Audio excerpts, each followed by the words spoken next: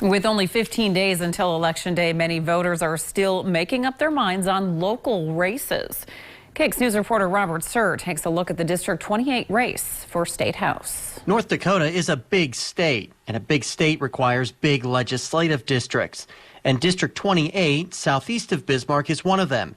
In fact, on land area alone, it's right near the top of the list in size. But land can't vote. People do.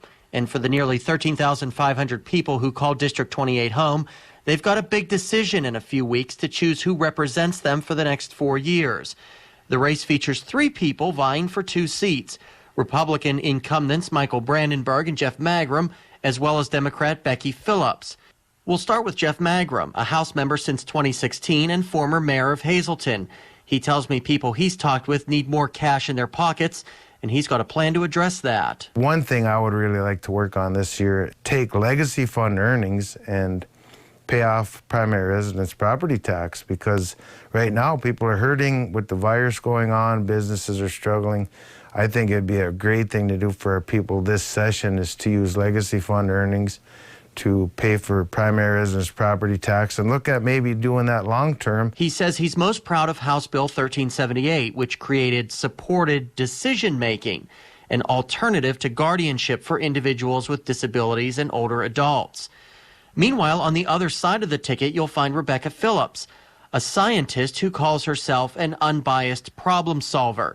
She tells me pushing the pause button on property taxes may not be the best move. People need to be aware of what property taxes, what they're getting for their property taxes. And I believe in property tax relief. I don't believe in property tax elimination. She says not being a politician is one of the things that makes her qualified for office. I asked both Phillips and Magrum what they feel are the biggest issues facing the district and got a different answer from each. The immediate problem in my mind is what we have to deal with when it comes to access to health care. And I think we have a lot of people with a lot of anxiety around that. And what are we going to do if we lose the federal support and we now have critical access hospitals that are in danger of closing? We really need to look at our local grocery stores too and what we can do to help them stay open.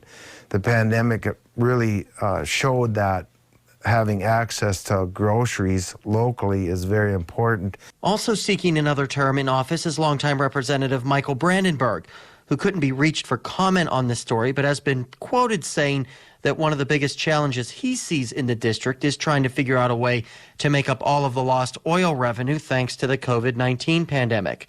Brandenburg also sponsored numerous bills in the last session, including allocating wind generation tax revenue, mandatory safety training for school bus drivers, and new penalties for excessive boat noise. Reporting for KX News in District 28, I'm Robert Sir. Voter turnout in the District 28 race in 2016 was around 70%.